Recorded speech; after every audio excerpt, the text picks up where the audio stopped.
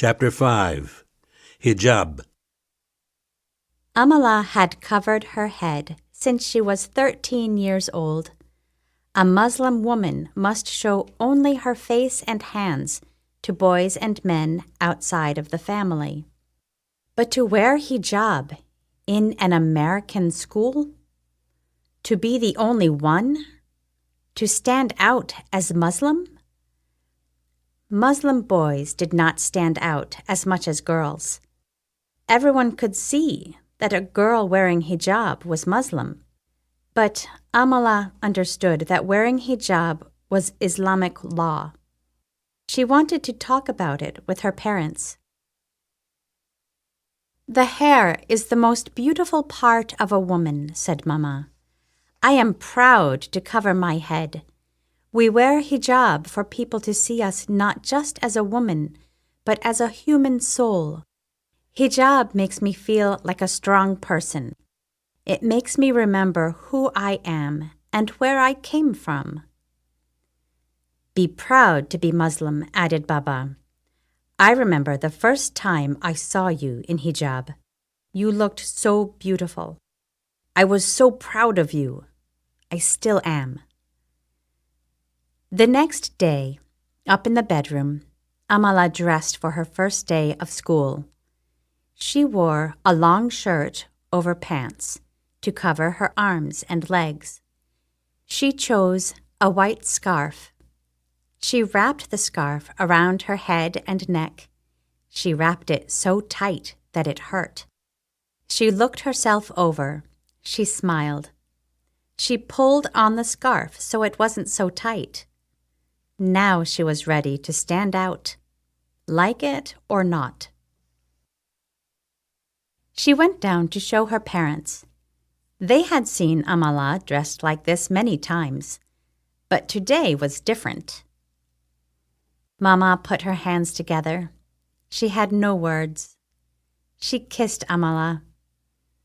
Baba hugged her.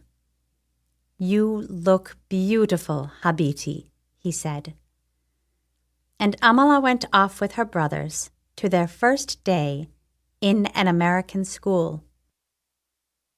Amala took a deep breath as she walked into the high school.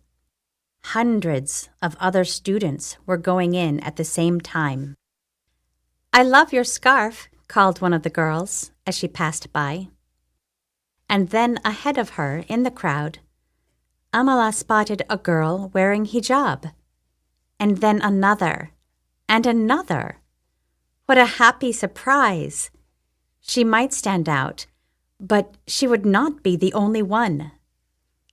She made friends with 3 Muslim girls the very first day. Their names were Saline, Fatima, and Zara.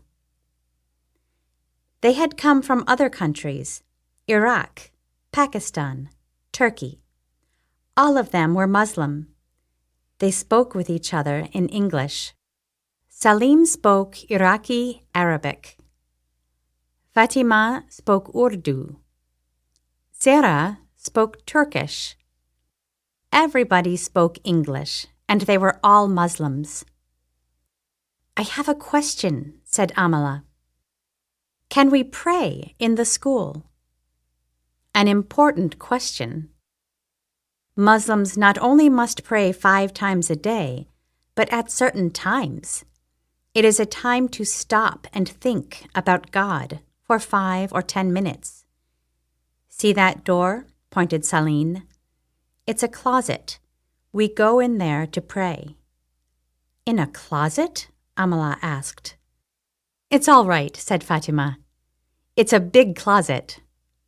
"Of course," said Amala. "But it's getting a little crowded in there," Zara laughed. "And they let us leave school for Friday prayers," added Saline. Now Amala felt much better. She felt good wearing her hijab. She had made friends right away, and there was a place to pray at school, even if it was only a closet.